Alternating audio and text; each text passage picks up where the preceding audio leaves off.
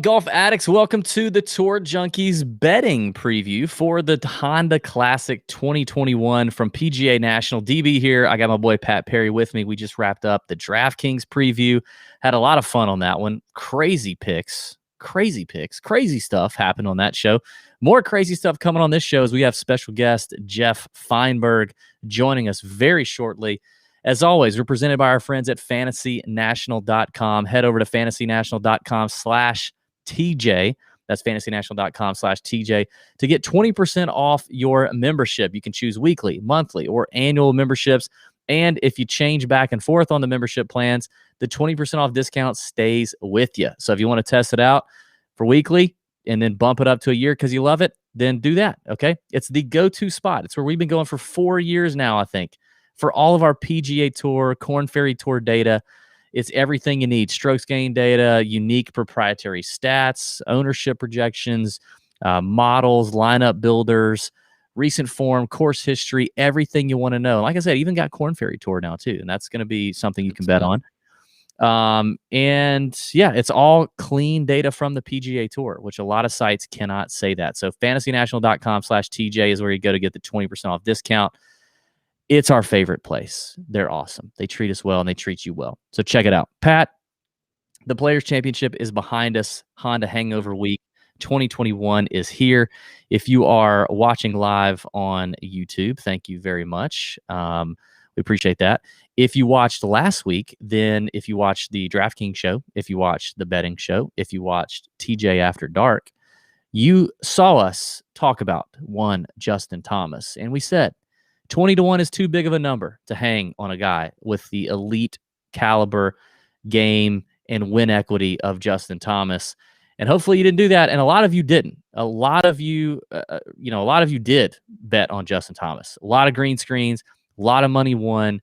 It was great stuff. I'm happy about it. Now, I know you and I, we kind of broke even on DraftKings. Of course, Ben Little, who wrote the chalk bomb, made JT the chalk bomb, and he's going to pay a hefty price for that. He's going to take a ranch water shot on the show.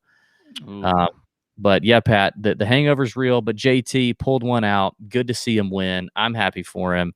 He's been through a lot. Yeah, no, I mean, look, JT winning was fantastic, and then just getting that number at 20-1. It's like you said on the show, when you see something like that for a guy like Justin Thomas, just hammer it. And you know what? Don't do your normal bet. Just like double or triple it. Like just don't do that. Be irresponsible, but okay. I don't care. If you see a number like that for JT, like just don't then go with your. If you're going to put $5 or whatever, $10 on your 150-1 guy, just take that off. Take it off the table and just rake it back over towards JT at 20-1. That's what you do. Yeah, I mean it's definitely one of those. We talked about it earlier, like you picking Brooks Koepka a few weeks ago at the Waste Management at like 30 or 40-1. It was just one of those things where like you see a name like that with win equity as much as they have, and the ability to slam the door on Sunday or chase it down and go get it on Sunday, and you see a big number like that just because they've had a couple bad events or for whatever reason.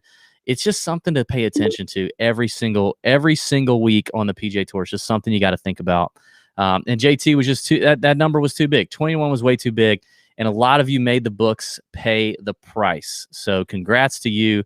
Shout out. I see Bryce Moore is live in the YouTube chat. Bryce is putting a new fence in the backyard. He told us in the Nut Hut earlier.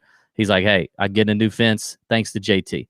We've talked to him about he's going to put a Golby logo up on that fence. He's going to carve that thing in. He's going to carve that bad bitch in there. It's going to be lovely. Be absolutely lovely. But speaking of the Nut Hut, if you don't know, you can win 2 free months of Nut Hut access. Everybody can win. Everybody can win. Everybody can be winners here. Everybody can be winners. Everybody can take advantage of this. Here's what you got to do.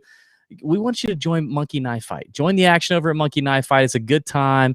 It's a different way to bet on golf, and it's a lot of fun. So if you go to playmkf.com/nuthut, that is playmkf.com/nuthut. You see a lovely landing page there.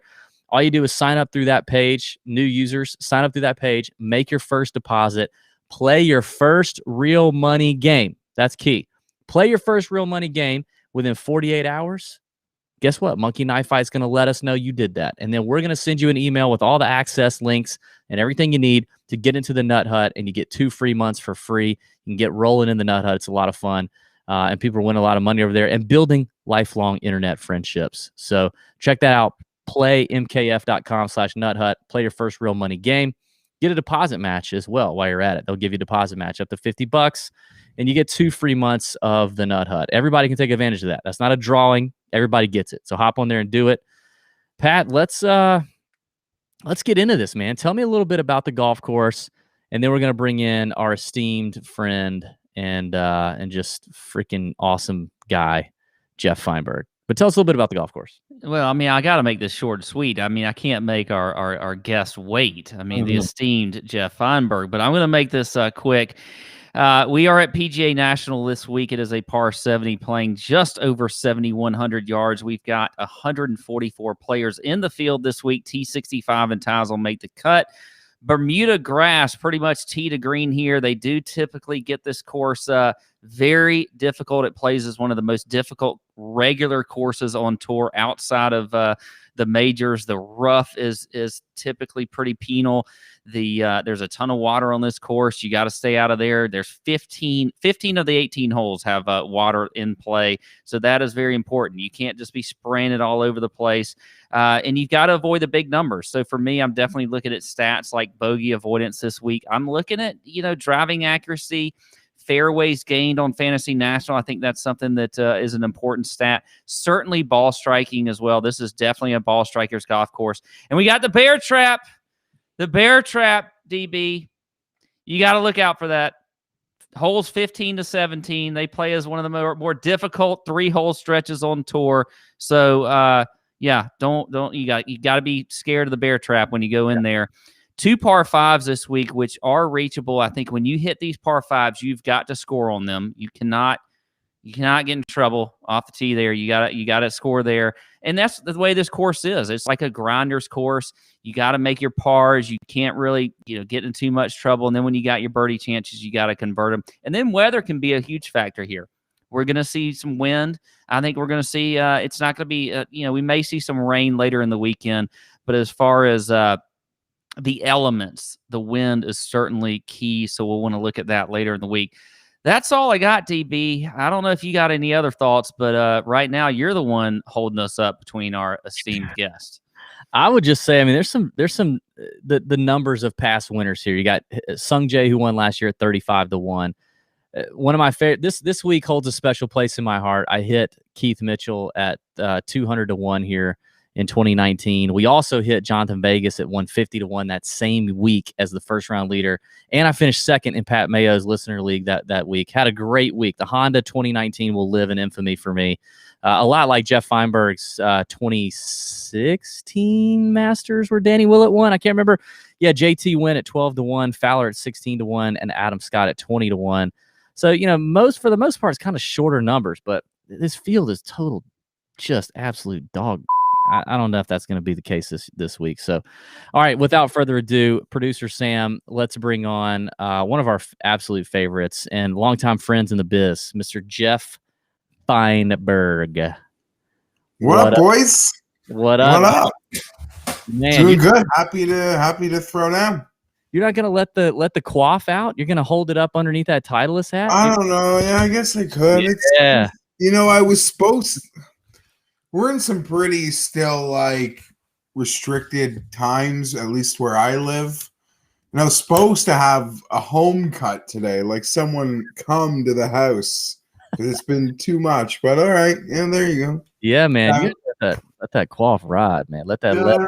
So, it's good let's to have do you. this. Yeah, ready to roll. We've never had you on the show, Jeff, which is kind of insane. We keep having Pat on the show.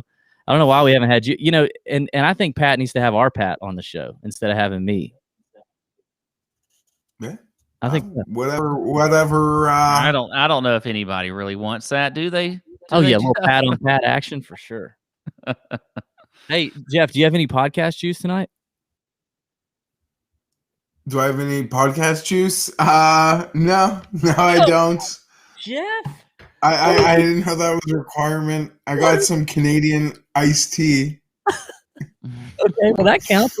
We've had people not drink adult beverages on the show before. That's I fine. can. I got a fridge beside me here. We have some. Jeff, Prerequisite.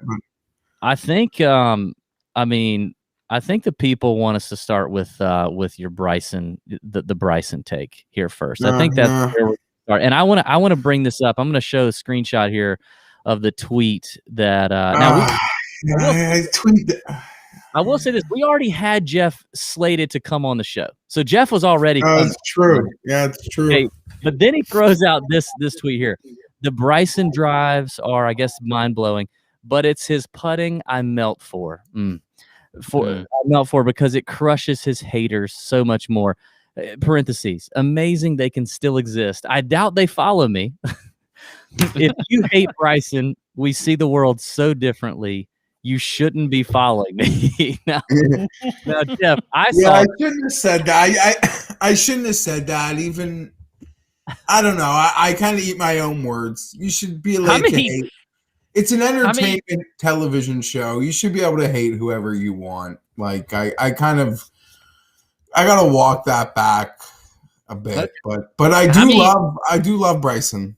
How many tweets do you feel like you have to walk back a week? Not as many as I used to. It's far less than I used to. I've even made a concerted effort not to even get into squabbles anymore. It's kind of pointless. Every time I do anything, I interact or I give somebody who doesn't deserve it, just too much. Mayo always just looks at me like a disappointed father. What's the matter with you? Because he's never engaged with anybody. He'll make one sort of jab, but he's never gonna get in a back and forth ever. He will not give you the satisfaction of getting him in a squabble. No. So he always just encourages just drop it. So I've gotten better at that. I don't think I've been in a Twitter fight in a really long time. Outside of being attacked by Miami Dolphins Twitter or Reddit this year because I made a comment that went viral in there. You don't want that. You don't want to go viral within a crazy fan base like Reddit. They found me. But I don't know. I guess we could go on to the Honda. Said enough. You'd think I had the juice, but I don't. So many things to unpack there. I mean, the three of us could probably start a support group for starting fights on Twitter and having fights on Twitter, and Mayo could be our counselor for sure. And Pat and I have both looked at each other with those disappointed father eyes. Yeah, oh man, he shared that. Yeah, and Pat asked that question about walking it back because he's done plenty of those. That's exactly why I asked. Yeah, walk them back. I'm not afraid to walk them back and say I was wrong, right? That's part of it. Twitter, it's all, you kind of regret it sometimes, but I don't know, just what I feel in the moment, and I hit send, so it is what it is. Yeah, it's your account. You get to do with it what you want. Now, I can't, but we gotta. Yeah, we gotta talk about it. Sure, let's talk about it. I just, and I don't know how much you've heard of my Bryson rants, which I have a couple on record. I've heard. Okay, so I gave you those Instagram links. I basically if no one knows, I gave Jeff some Instagram links of Bryson's, a few of my favorites. I actually have a collection of his saved to Instagram that just says it's just called Bryson shit. I gave you a few of those links to look at, and I just said I kind of flipped it on you, and I didn't mean to, but I just kind of said tell me why I shouldn't dislike the guy after this. Okay. They're gut-wrenchingly awful. Gut-wrenching. I don't disagree with anything you're saying. I only defend it by saying I truly believe he lacks full self-awareness. I think he might be on the spectrum somewhere, but somewhere on it where you're still allowed to he's not sort of held back physically or mentally, just socially so awkward in a way that when Brooks like says that crazy shit, like golf's not hard, or he kind of takes a shot at the field. Like he knows what he's doing. He's self-aware. And then even admitted, like, yeah, I like being a shit disturber. Like Bryson to me is the complete opposite. Like he lacks total self-awareness. I'm not saying that as a compliment either. Like that is not a compliment. Yeah, that's the only way I can defend it. Like he doesn't even see it the same way we see it, but it's corny, it's horrible, and it is painful.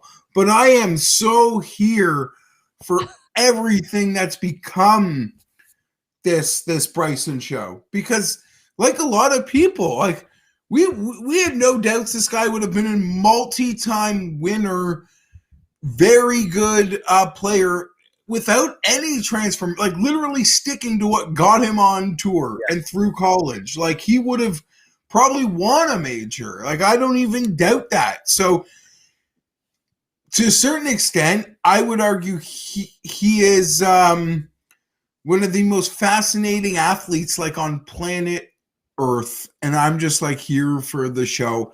But I do feel bad. I do walk back, like anyone could hate him. Like look at me. Like I live the bit on so many guys. I don't even know why, like where it started from, some of the hatred. But Mayo brings it out, and I can live the bit where it becomes a truth. So I should never say like you shouldn't hate. You could hate anybody. I take that back. You have everyone has the total right to hate them and anyone they want. But yeah, I think I gotta mark it up to self-awareness, a lacking. And would Asperger's be like proper? Would that be like if you found out he had that, would that really shock you? I mean, I don't know enough about that to say one way or the other, but when you say on the spectrum, I totally could see that. I mean, he's a savant in some ways, and he's completely just completely lacking in others. I think it's hard for me because it's hard for me to it's hard for me to communicate to everybody all at once that yes, I both think that the person is a total tool, that I think he's the definition of a tool, and not someone that I would ever want to hang out with or be around, not someone that I would probably choose to spend time or to spend time with. But I highly respect what he's done. Highly respect what he's done. I am all for him being a part of the game that the three of us love to cover and talk about. We need him like we need him like air to breathe right now, especially with Tiger being potentially out of this whole picture. Like we need guys like Bryson. You know, we're the three of us. Well, at least me and you. I don't know about Pat. We're Team Reed, right? Like we need guys like this, right? So I completely acknowledge those things. It's really hard because people will hear me rant about some dumb social video that he did, and they immediately think, you know, their first response to me is like, "God, DB, well, I mean, isn't he good for the game? Like, you're talking about him, you know, and I mean, you got to respect what he's done." And yes, I completely all of that. 100% all of that. The videos are cringeworthy, and a lot of what he says in press conferences are cringe-worthy. It's just so bad. I mean, you know, I obviously built up a nice little deck of screenshots. Yeah, no, it all. You know, hey Jeff, will you ride down the road with me and video me driving in my car and just you know, maybe cleaning my pool or right here? So fucked up. Yeah, no, it to me it's just. hey, I want you to be standing there when I wake up in the morning so you can video me getting a milkshake. Yeah. I don't know. I only want to just it reinforces he's part of the show. I'm just so here for it. And I guess in many ways my comment was really made to like on the course. And I do forget that there are a lot of like off course reasons that someone can annoy you. And like I would be a hypocrite to not acknowledge that. Like Justin Rose's corniest shit annoys me. I like to make fun of it. So yeah. I don't know. I'm here for his I don't know, his takeover in many ways. Yeah. I used to be a Kings of Leon fan, but I was watching those videos before the show, and he ruined Kings of Leon. Used somebody. Let's be honest. Big Kings of Leon. That he did that. But look, I'm with you though. I mean, I think the thing about it is you have to, when you think of Bryson, it's on the course and off the course. I mean, on the course, I don't see how you can not like him on the course. I really don't. Now, his antics on the course, his personality on the course, that kind of stuff. But his game itself, to me, it's good for the game. I mean, it gets people. Yeah, I mean, and there's a lot of annoying self-talk. It's annoying, like Spieth annoying. I think it's even worse. Like when we started talking about like the softness of the green yesterday or something. He's like, Players Championship. Yeah. Like, yeah, this is a Players Championship. Who said that? Who said that? Bryson did. Bryson hit a ball, didn't roll out of a bunker like he thought, because in his mind, he hit it absolutely perfect. Therefore, there should have been a result that was perfect, because he was going on for 20 seconds about how perfect he hit the ball. Yeah. But and then he hit the putt, though. He hit the putt. Okay. You talked about his putting in the tweet, right? And that's another thing that people go, oh, it's not, you're pissed off that he's gaining all this distance. He's using a whatever driver, and you're ignoring the putting. He's putting the lights out. But the legality, the line of the whole arm lock thing is under serious scrutiny in my mind. Like I probably sure. I think all that's. I don't know that we're gonna see that for forever. I just don't know that's gonna happen. So, but he's figuring out. He's gonna do it. He's gonna do what he can to do as good as he can. I respect that, and he should do that. He should completely do that. It's part of like the body that he's put together. Like he is taking the rules as they are currently constructed and like going to test the limits. Yeah. On them, and I guess with the putting, he's taking it all the way, like maybe even into that gray area. Yeah. But until they do anything, he's gonna just keep doing it. I don't think he's going anywhere. Like he's gonna be a top player for some time. He possesses dominant skill sets that will certainly. It's hard to imagine there's not going to be multiple times a year where the driving and the putting aren't there in the same weeks, because they're both so good. And yeah, I guess that's it. Let me ask this take though. Let's talk about the golf aspect of it, and in particular the betting aspect of Bryson.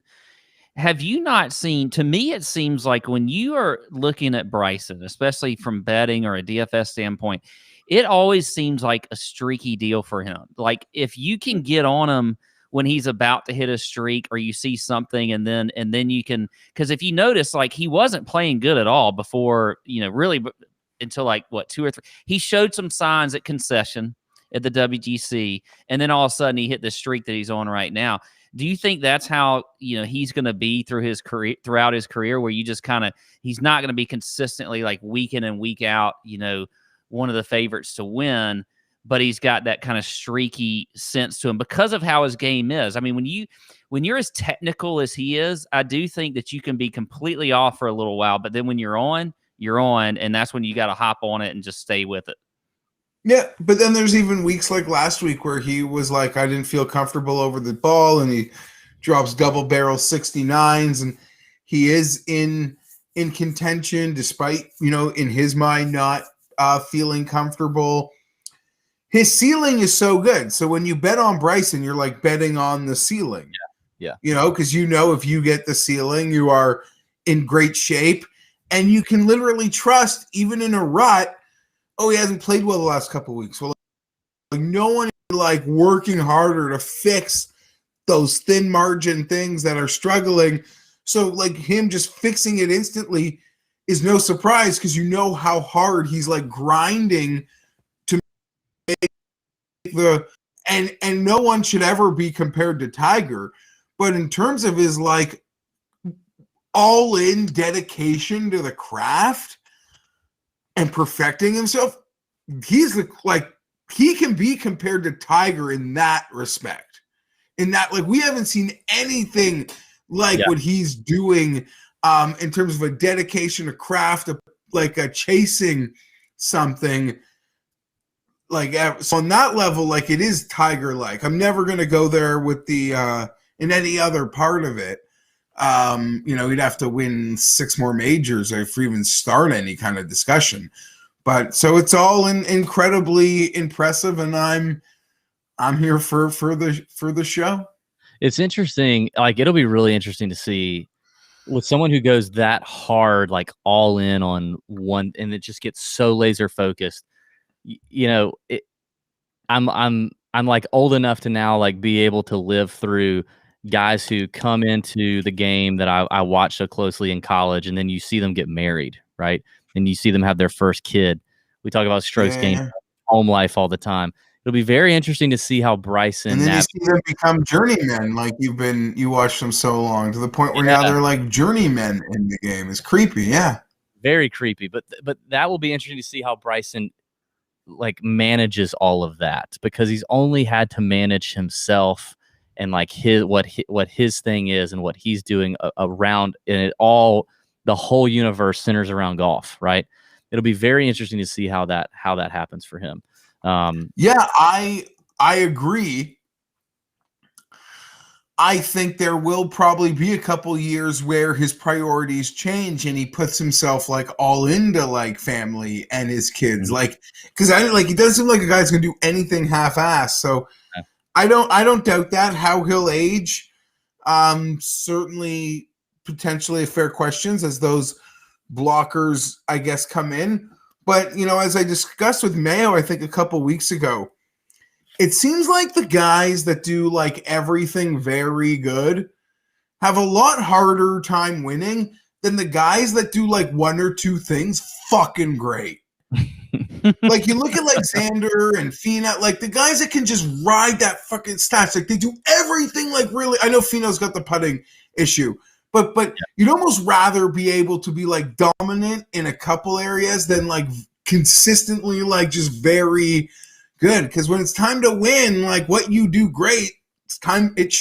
That's where you're gonna change things. So I don't know. We'll see. He does a couple things great that make up for any flaws, certainly. All right, last question on Bryson. Did you watch all 15 minutes of the quarantine Instagram video? No, I could never get through all 15. I can't. Like, that's too painful. It's so corny. It makes you think like it probably, like, anybody who was in his life earlier and had moments of like regretting not being in it anymore, you watch that and you're like, yeah, I know exactly why. Like, I had no interest in like knowing this guy.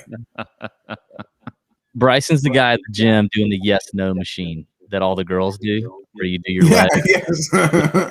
All right, let's move on. He's not even playing this week. What the hell are we doing?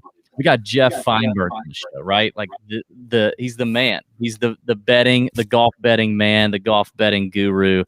Jeff, tell the people, what do you even like? What's one of the first couple things you even do when you start to, it's Monday, or maybe you start on Sunday, you're starting to look at the betting odds dropping for that week's event. What are some of the first couple things that you're looking at that you do in your process, and then kind of work into how that's looking for you for this week's Honda?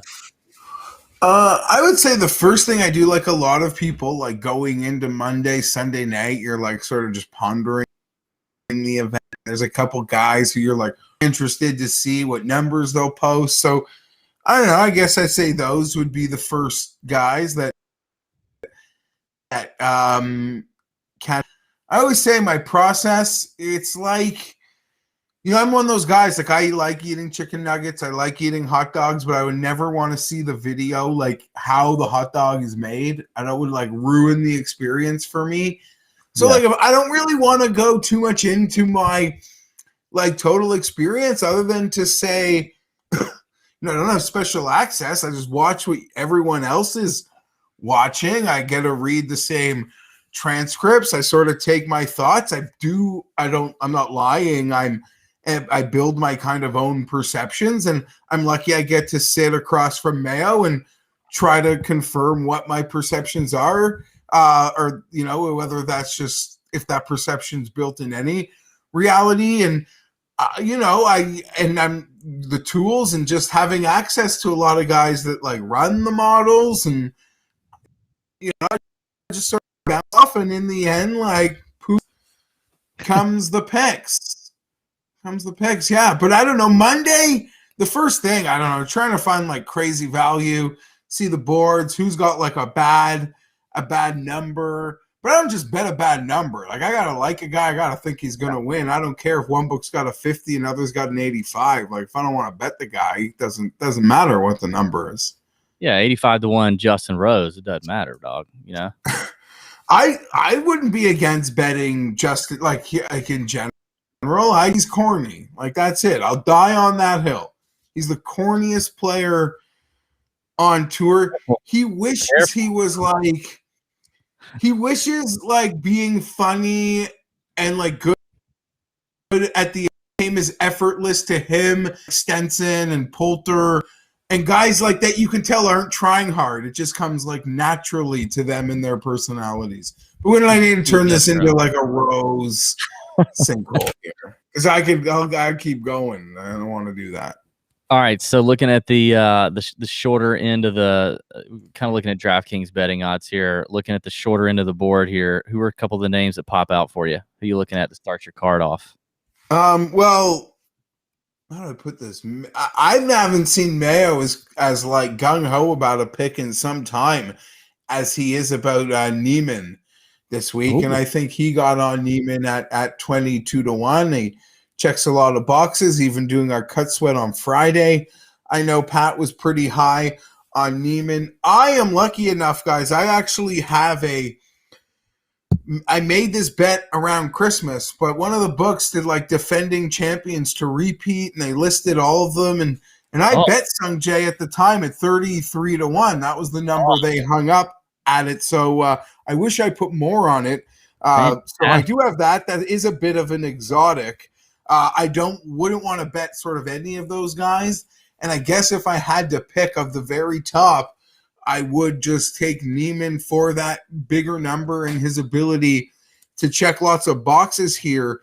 But yeah, I have not made a bet under 30-1 yet, I guess. Ooh, yeah, we like that on the Tour Junkies podcast. We like the longer numbers anyway, man. That's a hell of a deal. And I made 2 bets today. I made bets on Burns and Woodland, and they both withdrew. So I got money. I got money to burn now, boys. I got money to burn. There you go. Yeah. Well, I like Neiman at 20-1, actually. If I'm going with a shorter odds guy, I think Neiman is my favorite bet there. I mean, you talk about a field like this, it's as weak as it is. He definitely, I think, can win for sure. You're getting him at 20-1. I'm okay there. So I don't like betting in this field at all with any of these shorter odds. But if I'm going to take one, it's certainly going to be Neiman. What's weird is for a course that has so many landmines, and it does make sense for the long shots. I did bring it up to Mayo today. It has been pretty kind to chalk. Last year, M was a perfect number in the mid-30s. He wasn't chalk from a betting odds, but he was popular. But Fleetwood got finish line. He was chalk. The year before, Keith Mitchell outdueled 2 chalk at the finish line in Brooks and Fowler. JT won here. That was chalk. Ricky won when he was still the Prince of Palm Beach at like a 12-1 here. Chalk. Adam Scott won here. He had to have been in and around the low chalk. Rory has won here with the low chalk. So we do have our Thompsons, our Patties, and our Keiths. But it literally seems like it's either a huge world ranking number or a really low world ranking number. All that being said, the field is worse than it's ever been. Mm-hmm. So it does feel like this is like a great opportunity in that 40-80-1 range per se. Even I know go farther back, there are a couple guys flirting with 100 that I have already bet. So who are the ones you've already bet? Give us those, then we'll let you go. Okay, I bet Steele. I lost. I got refunded on Burns and Woodland. So I was like, I don't know. I was in person there last year. I watched Steele have that great week. He's played well here. He is a ball striker. Got to get lucky with the putter, but I'll handle a few missed putts if you're not in the water. Like, you'll survive. You'll be fine there. Yeah. I'm a sucker for Matt Wallace at 66-1. And feisty Euros always climb this board. I know the game has not been there in a few weeks, even going back to missing the cut, I want to say, at Puerto Rico. You have thoughts on Wallace? Yeah. Okay. So I had thoughts on Wallace. I wrestled with him. We didn't talk about him on the DraftKings show that we've already done, but I went back and forth. I mean, I went as far as I could go on Fantasy National with him today and doing some research. And just it's not nice, right? I just couldn't. At the end of it, I just was like, I just couldn't do it. Like, I couldn't pull the trigger on it. I think he does have. I think he's got a high ceiling. But I just don't. I couldn't pull the trigger on Matt Wallace. But I tried. I actually gave it. I don't. You know what? This is also sometimes part of the process that sometimes doesn't. Just kind of have it in my stomach that in this field, if he gets there on Sunday, like, I like what he's about. The conditions are supposed to be horrible. Yep. People that have looked into it, I'm not really early. I seem to be saying, like, it's supposed to be really windy and difficult here. You almost just hope your guys don't get blown up. But yeah, Steele at 40 and Wallace in the mid 60s. Is something that I have bet on, and then I got 3 longer shots that I've wagered on. Roll them out. Let's go. I guess now the lines could be all different, but I played KH Lee at 100-1. Richie Warinsky at 100-1. Mm-hmm. This I'm worried this is going to be pretty popular once people decide, like, no, it's a great bomb week. I think he's going to show up on a lot of people's cards. I said today on the podcast to Pat, if this event was last week, like, let's say Bay Hill was a week ago, let me rephrase that. If Honda just followed Bay Hill, Richie would have been in that 40-1 range with, like, Keegan and Steele and all those guys. So they played really well at the Players. They get a bump. I don't want to hold anything that went wrong for guys at Sawgrass against them. You kind of just forget about it because I don't know, that's how I'll look at it. Sure, if they played well and I want to bet them, I'll use that to mentally justify another reason to pick them. But if they don't play well at Sawgrass, it's an easy place to mentally, like when you're going through the Fantasy National, to kind of ignore the Sawgrass stats. So there's that one. And couple people kind of pointed me in this direction, but Shez Reavy, the numbers were quite strong last week looking at the Fantasy National, he just got blown up in a couple spots. Keep the ball in play, little ball striking, could have you around. So those are sort of the 3 longer guys that have my attention here. And I made a strong case on the podcast this week. Well, to follow up Mayo's case that he feels like it'll be a great live event because of the weather, I'll make a case it's an even better live event because of how bad the field is. And what I mean by that is some of these books, and it's going to be March Madness this weekend, so they might even be slower to react. Ooh, I like that.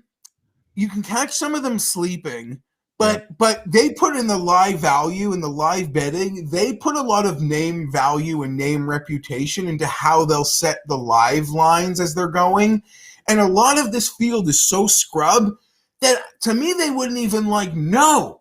Like, oh, Richie, we're in hot. Like, that wouldn't even register with them. I've seen this in the jobber field events before, like plenty of times. They wait way too long to sort of give respect to names that they've probably never heard of, but us sort of in this niche little bubble that like to do it. We acknowledge winning's hard, but if you feel a guy is capable, could be a lot of opportunities this week. I like that. That's a sharp take. They're going to be paying attention to all the March Madness stuff going on. Catch them sleeping in a really garbage field. Makes a lot of sense. Jeff, we really appreciate you being on the show, man. I know I only told you to be like 10, 15 minutes, but I'm good. I'm just the people love you. We're long overdue to have you on the show, and we appreciate you coming on, man. Give him a follow at G Feinberg 17 on Twitter. Obviously, you can check him out on all of the Mayo Media Network stuff, FTN, Odds Checker, doing videos for those guys, which is also a fantastic website to shop your numbers, which you got to do. If you're not doing that, that's just basic. That's basic shit right there. Thank you, Jeff. We appreciate it, man. We'd love to have you back on. Yeah, no, any times. All the best, boys. It feels like I know you guys. We've never met. One of these days, though, I'm gonna it's all gonna work out. It's all gonna work out. I feel it. We made the biggest mistake of our Tour Junkies career, not going to the DFS Open last year and going to the freaking PGA show instead, or we would have had a nice hang there. But the next DFS, Open, whatever. There'll be other. We won't let that happen again. Yeah. All right, boys. Definitely. Be safe. All the best. Be well. You too. Later. Thanks, Jeff. Appreciate it, man. Jeff Feinberg, the one and only. Love the dude. Appreciate him coming on. He'll be back on for sure. Interesting picks there. I wasn't. The KH Lee pick was kind of a long shot on my radar a little bit. I think it could play. He's an very accurate player. I think he had a rough week with the putter. I'm not looking at it right now. I think he had a rough week with the putter at the Players, but typically a strong suit for him.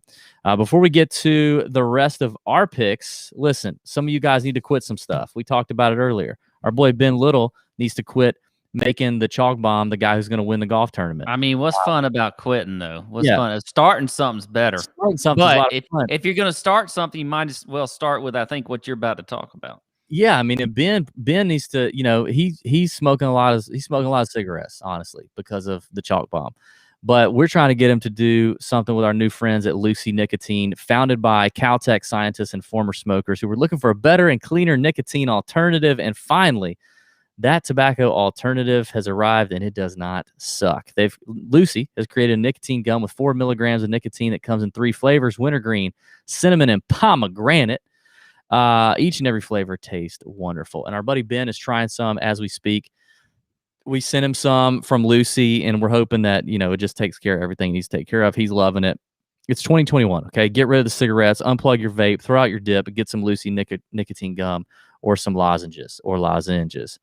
This is the real deal, okay? A subscription to Lucy comes directly to your door every month. It's simple. You don't have to leave your house. Lucy has the delivery down. Tour Junkies listeners, you can go to lucy.co and use promo code Tour Junkies to get 20% off all products on your first order. That is all products, gum and lozenges, okay? Guys, lucy.co, use promo code Tour Junkies. Also, I have to give this disclaimer. Warning, this product contains nicotine derived from tobacco. Nicotine is an addictive chemical. But head over to lucy.com. Be sure to use that promo code Tour Junkies. All right, Pat, let's hit it. Short end of the book, short end of the odds. Jeff kind of talked about it. It's tough to pull the trigger less than 30 to 1. It does feel like one of those years where the field is so weak. And a lot of that, I mean, man, if you have a book that throws out the type of bets that Jeff just talked about, where they, a lot of us in the States aren't privy to those yet. Jeff's in Canada out there, okay, being Canadian. We don't have books that are going to say, oh, here you go, here's a defending champ bet for every tournament coming up. Like, that's freaking awesome. You can look ahead at that. But if you'd have seen, some of the changes in the scheduling and all that kind of stuff, the Honda got screwed because the Honda field is typically stronger because of where it falls on the schedule. The Honda's kind of screwed right now with the players moved up. You got the match play, a WGC event, even though it's match play, the WGC event's always going to take the cake. Masters is in a few weeks. Like, it's just one of those spots where even guys that want to play here aren't going to play here. They're going to take the break. So to be able to hop on a number like it, with Sung Jae at 33 to 1, that's a great deal. So sometimes it's just about being in the right place and having the right options with your book. I don't have those options, therefore I'm not interested in betting anyone shorter than that 30 to 1 number. DraftKings hung a number on our boy Shane Lowry. We talked about him in the DraftKings preview. I know you like him. I'm sure he's on your list. He's like, what does DraftKings have him at 29 to 1? Is that what they have? 29 to 1, which I think is, I think that's the first one I'm looking at. Yeah. I mean, I mentioned I don't mind Neiman, but I do like him at 29-1 for sure. Right there with him, Adam Scott, which we have a bet on. Okay, if everybody, if you haven't, for me, if you haven't listened to the DraftKings show, Pat's number one fade in the DraftKings range was Adam Scott. My number one play was Adam Scott. So now we've got a bet going. It's a top 15 finish bet. I believe that Adam Scott will finish top 15. I definitely think if he can do that, I think he can win. I think he has more win value and win equity than any other player in the field, given his experience, given his past history here, his just caliber overall, if he's having a good week. So the bet is a top 15, and the loser is going to have to drink in full during the show next week a Old English or a Colt 45 malt beverage, which is going to be disgusting. So obviously I like Adam Scott and you don't. After that, I'm getting into the 40s and the 60s range. You got anybody else in there or no?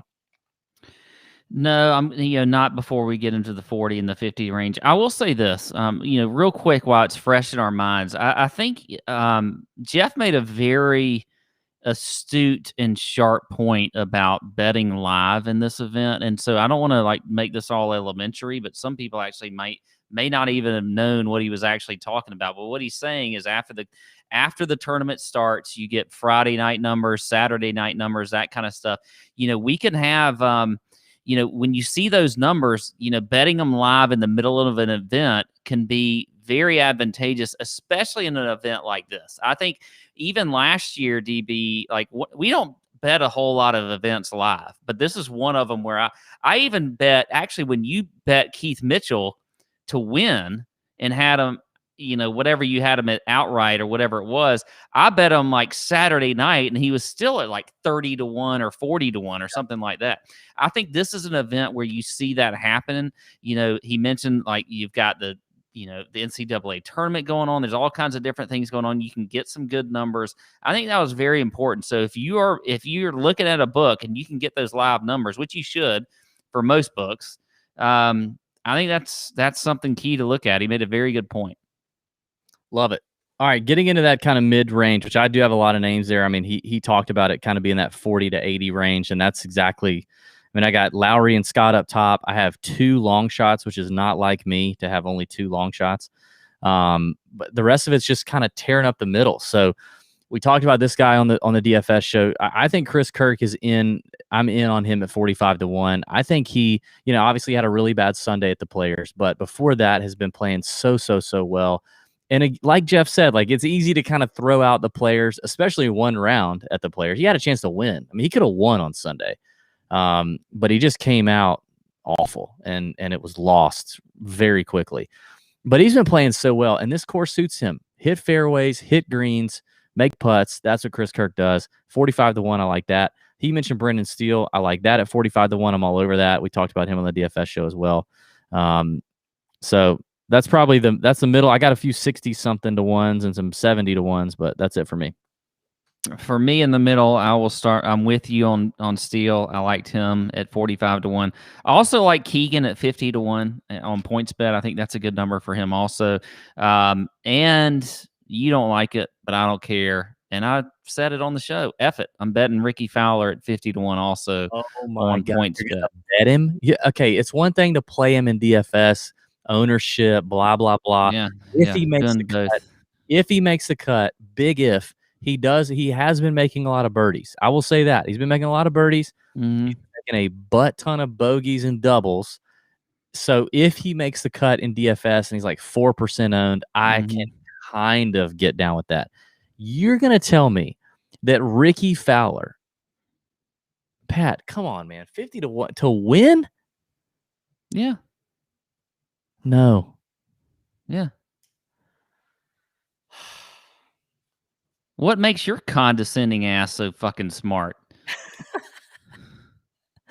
The guy's at 1 and 4. Tell me the one you can say with 100% certainty of your bets is going to win. I'm not saying 100% certainty. It's golf betting, but I'm saying he hasn't won in forever, even when he was playing better. He's terrible right now. How do you think he's actually going to pull out a win? If you want to bet him top 10, okay. Oh, Who have you said? Who have you said that is like you could is one in forever already? I mean, When was the last time Adam Scott won? Brendan Steele's won before Ricky, or since Ricky's last When one. has Brendan Steele even won a PGA Tour event? Yeah, he's won twice. Chris Kirk, I think, has won. Like in 1985? I don't know. Brendan Steele. Adam Scott's won since Ricky. Literally everyone I mentioned so far has won since Ricky's won. Every single player. Look, it's called gambling for a reason. And I like Ricky Fowler at 50-1 on a course that he's traditionally played extremely well on. He showed some signs of some good play lately. I don't mind the play. I think there's so many guys in this field that you could bet because it's such a crappy field.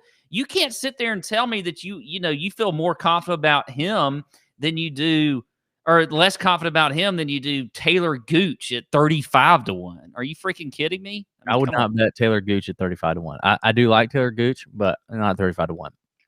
Dude, okay. That's fine. I'm happy you have your conviction on Ricky. You've definitely got it. It's just I tell you what, I'm gonna screenshot the text messages from Pat on Friday when he's pissed at Ricky and he's telling me and Ben, don't ever let me play Ricky again. Ricky effing sucks. I'm gonna screenshot. Okay, well, I'm gonna be doing the same thing for Adam Scott for you, but that's okay. All right, getting a little bit deeper into this range. I can't believe this. This happened on the DFS show. I'm gonna play Wyndham Clark and you're not, which is super weird. I'm gonna bet him Wyndham Clark 66-1. A place where he's finished 7th. He's finished 11th here. You know, Feinberg talked about people that have things that they do really, really well, not like across the board guy, right? Wyndham Clark's a great example of that. He drives the ball really well and he putts. He's one of the best putters on the PGA Tour. That's a deadly combination. It could happen at any moment for Wyndham Clark, and this feels like a spot that it could happen. So 66-1 for him. A name that I didn't mention on the DFS show, but I kind of like as an outright bet on points bet at 70-1 is Adam Hadwin, the Canadian. Just, if this is going to be a tough kind of grind it out, bunt the ball down the fairway, hit you a long iron into the greens, save some pars, make some birdies when you have the chance, I think Adam Hadwin, another PGA Tour winner, is probably worth a look at 70-1. He's making cuts. He's not really doing anything super flashy right now, but he's playing okay. And the ball striking is always consistent and decent. It's not like the wheels aren't going to completely fall off. After that, you stole my thunder on this guy in the DFS show, so I'm going to steal it here. We both love some Michael Thompson at 90-1. Yes. Former winner here. You would think he's a CPA or something, but he's not. He's actually a PGA Tour professional, and he's actually, kind of like Adam Hadwin. He's just fairways, greens, in regulation, maybe get hot with the putter and come out and win. Michael Thompson at 90-1 is interesting to me as well in this really weak field. I just think it's a good value. After that, I got one name that I love as a long shot, and I'll give that to you now, and that is Old Man River, AARP carrying, freaking qualifies for Social Security, Jim Furyk at 100. Old Man River, that old man river, he just keeps flowing. He just keeps flowing. Jim Furyk, that old man river. Oh my god. Oh my god. X mode. God, dude. You sing on every show now. What the hell is going on? Jim Furyk is 125-1 on points bet. He's 90-1 on DraftKings. 90-1 on DraftKings, 125-1 on points bet. Old Man River, Jim Furyk. I will bite that apple at 125-1. Yeah. Okay. I like Furyk. I don't mind him. Couple more from me. And I'm not even going to throw stats. This is all. These are some gut feels here. Ben on at 70-1. I just like him. I don't care if he just made it 11. I know. He hadn't won a PGA Tour event either, but he's a great scrambler. I don't know what's wrong with his irons, but I'm kind of tempted. He's become. I think the reason is we love his Twitter game right now. He's so fired, and he's such a good attitude. He's still a good damn player. He's got a new baby. Yeah. life, coming to play. Nappy factor. Little nappy factor there. You got a guy like Russell Knox at 70-1. He's a good player. That's about all I can say. Johnny Vegas is 80-1. He's got a hot sister. That's about all I can say. Yeah. Hack TR1 says that glorious gospel voice of old Pat Perry right there. I wasn't even expecting to do it, but when you threw out Jim Furyk and then you said Old came Man up on River, you, it just came. It hit me. It come from your loins. Sometimes those things just hit you, and you gotta take that song to the market. Yeah, you gotta take them to the market and you sell them, and you're like, hey, this is my pipes, okay? My pipes are premium pipes, or maybe they're not, but I'm still gonna give them to you anyway. Longer odds though. I like some Harry Higgs at 150-1, but you know where I really like him? Top 10, 14-1. Harry Higgs. We saw some form out of him last week. He was the first round leader for a little bit in the players, and I think this is a good spot for him. Made his cut the first year he played here last year. And then I want to give you another top 20. Scott Brown at 20-1 on DraftKings. Saw him play very well recently. I think he's made his last 3 or 4 cuts. I think this is a good course for him. A guy like him who's just sort of he doesn't get himself into a whole lot of trouble. He's not the longest off the tee, but he hits fairways, hits greens, can putt well on Bermuda grass. That's what he grew up on. So 20-1 top 20 for Scott Brown, I think, is a good number there. Man, those are huge top 20 numbers. I got a few top 20s. I guess I'll start shorter. At 4-1, I like Matt Neesmith and I like KH Lee. I think Feinberg mentioned KH Lee. I can buy into KH Lee. They're both 4-1 as top 20s, both playing pretty well, both good iron players, accurate, whatever. I don't know. I'd kind of go. Are you sucking on a Lucy lozenge? Yeah, I got one of them Lucy lozenges, lozenges. And then maybe Vaughn Taylor at 8-1. I'm surprised you didn't mention old Vaughn Taylor. That's a bomb at 8-1 as a top 20. I mean, there's no 20-1 as a top 20, but it's 8-1 top 20. Vaughn Taylor, good grinder guy, wind player. I think that's worth a look as a long shot 20-1 or top 20 bet. All right, Pat. Good stuff. Always good to have Jeff Feinberg on the show, even though that was the first time, but it was good, and we'll have him on again. Good stuff. Ready to make some money this week at the Honda. Don't sleep on the Honda. It's good stuff. Let's catch the books napping, people.